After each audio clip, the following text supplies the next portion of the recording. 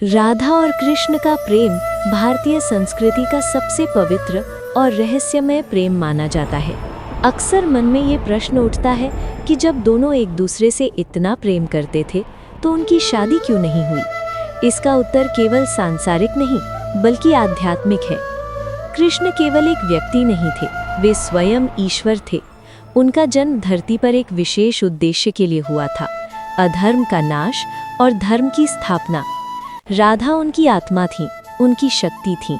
कहा जाता है कि राधा और कृष्ण दो शरीर एक आत्मा थे।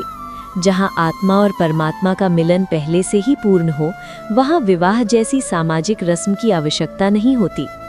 राधा का प्रेम स्वार्थ रहित था, वो किसी बंधन में बंधा हुआ नहीं था। उनका प्रेम त्याग, समर्पण और भक्ति का प्रतीक था। राधा ने कभी कृष्ण को पाने की जिद नहीं की, बल्कि उन्हें संसार को सौंप दिया। यही प्रेम की सबसे ऊंची अवस्था है, जहां अपना सुख नहीं बल्कि प्रिय का कर्तव्य महत्वपूर्ण होता है। कृष्ण को द्वारिका जाकर राजधर्म निभाना था, उन्हें राजा बनना था, अनेक जिम्मेदारियां निभानी थीं। यदि वे राधा से विवाह कर लेते तो उनका प्रेम सीमित हो जाता, लेकिन विवाह ना होने से ये प्रेम अमर हो गया, युगों युगों तक पूजनीय बन गया।